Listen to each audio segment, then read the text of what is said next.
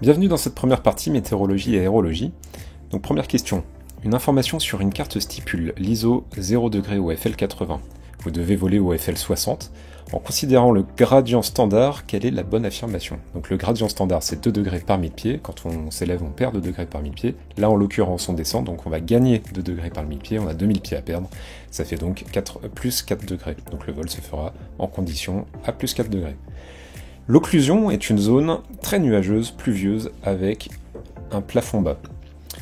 C'est la marque, l'occlusion, ça marque la frontière entre deux masses d'air à des températures différentes. La structure frontale. Alors là, ça sera la réponse C, et le soulèvement de l'air chaud au-dessus de l'air froid, ce qui crée une limite nuageuse plus ou moins active.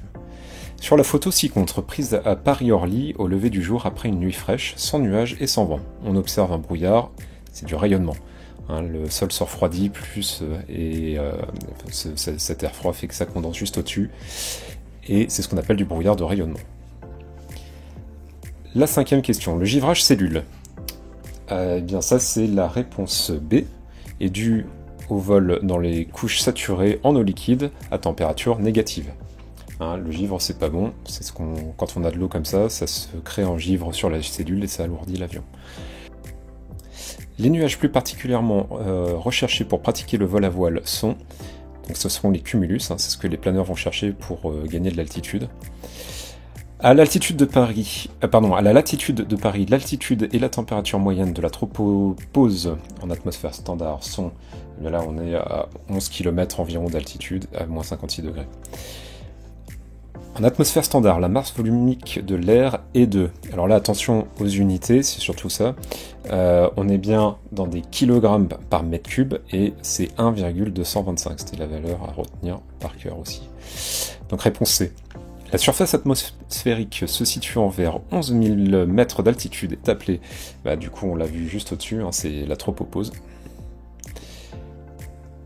Le préfixe des nuages dont la base est la plus élevée. Et cirro. Alto c'est moyen, strato c'est plus bas, cirro c'est ce qu'il y a de plus haut, et cumulo c'est la forme, donc ça ne va pas. La question 11. Les deux principaux composants de l'air sec sont, eh bien ça c'est pareil, vous connaissez je pense par cœur, le diazote et le dioxygène. Dans l'hémisphère nord, donc là c'est important, on est bien dans l'hémisphère nord, le phénomène météorologique représenté sur la figure ci-contre est, eh bien là on est dans un cas d'anticyclone, puisque les vents tournent dans le sens des aiguilles d'une montre. La question 13. Les instruments de mesure du vent en surface sont placés sur un pilote à 10 mètres. Et là c'est pour éviter les effets de la couche de frottement de surface. C'est pour ça, c'est une hauteur standard de 10 mètres pour éviter ces effets-là. Une masse d'air instable, c'est la réponse D, est due à un soulèvement d'air chaud de basse couche. Comme je vous le disais tout à l'heure pour le cumulus, c'est la même chose. C'est de l'instabilité. Les courants de vent puissants que l'on rencontre à très haute altitude sont nommés les jet streams. Jet lag, ça n'a rien à voir, la tornade, c'est un autre phénomène, et les rafales, c'est simplement une rafale de vent qui n'a rien à voir. Donc c'est bien le jet stream. La question 16. Dans un message aéronautique, le groupe de température indique plus 12 sous l'abri et plus 4 degrés de point de rosée. On peut dire, eh bien là, on peut dire que la masse d'air serait saturée pour une température sous l'abri de plus 4 degrés, puisque c'est la température de point de rosée, c'est là où la masse d'air se sature en humidité. Question 17, une traîne. Donc la traîne, c'est une zone de bonne visibilité entrecoupée d'averses à l'arrière d'un front froid. C'est la zone qui est située derrière le front froid. Et effectivement, comme il a plu, on a une bonne visibilité. Le sens de rotation des vents dans l'hémisphère nord est, eh bien, comme je disais juste au-dessus, c'est horaire dans un anticyclone. Donc là, ça sera la réponse A. Le phénomène météorologique observé sur la photo ci-dessous est, là c'est pas très compliqué, c'est du brouillard. La question 20. Lorsque des cumulus sont annoncés, cela indique aux pilotes, et toujours pareil, que la masse d'air est instable. C'est pour ça que les pilotes de planeur aiment bien ça. Et voilà, c'est la fin de cette première partie. Je vous fais une vidéo pour la correction de la partie numéro 2.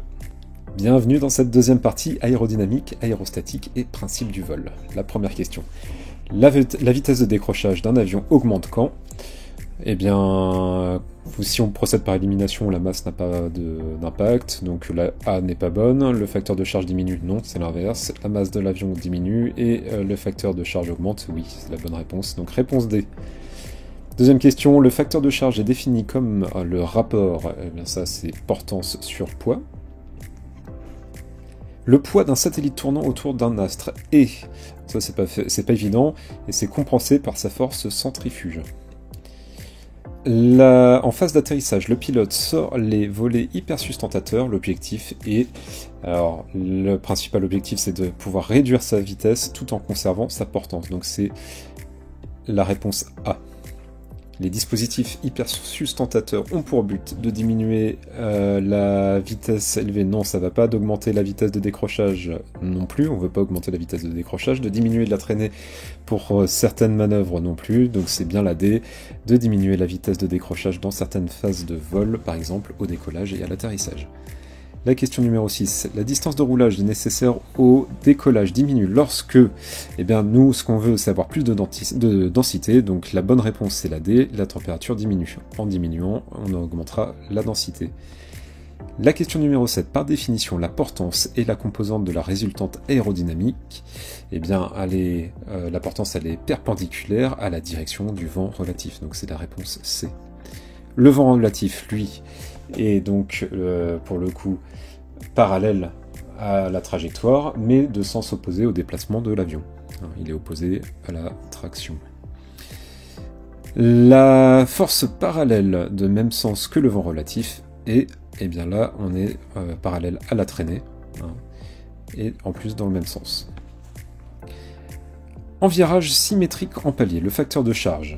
Eh bien là, le facteur de charge va augmenter si l'inclinaison augmente. Donc c'est bien la réponse B. Je vous rappelle que la formule c'est 1 divisé par le cosinus de l'angle d'inclinaison de l'avion.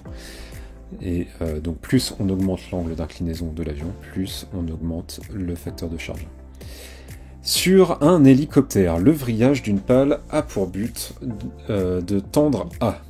Alors ça, le vrillage d'une pale d'hélicoptère, c'est intéressant. Qu'est-ce que c'est que le vrillage? Le vrillage, en fait, ça sert à augmenter l'incidence au pied de la pale et de la diminuer au bout de la pale. Donc cette technique, ça permet de créer une portance uniforme sur toute la longueur des pales du rotor. Donc la bonne réponse ici, c'est d'uniformiser la portance sur toute la longueur de la pale. La réponse D. La question 12, donc sur un hélicoptère à assiette nulle, la commande appelée levier de pas collectif, donc vous savez c'est le gros frein à main qu'il y a sur les hélicoptères, permet de modifier l'incidence des pales du rotor. Elle permet ainsi eh bien, de modifier la portance pour faire monter ou descendre l'hélicoptère. Donc ça va être la réponse D. La question numéro 13. L'angle de calage d'une aile est compris entre eh bien, la corde de profil de l'aile et l'axe longitudinal de l'avion. Réponse A. Plus la finesse d'un planeur est élevée, eh bien, plus la distance qu'il peut parcourir est élevée. Ça, c'est logique. Planeur, on va chercher à avoir une grande finesse afin d'aller le plus loin possible. Parmi les éléments suivants, celui qui a une influence sur la position du centre de gravité est...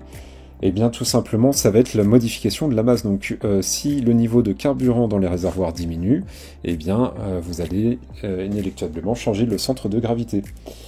Et vous savez que le centre de gravité n'est pas le même au décollage et à l'atterrissage, puisque on consomme des carburants.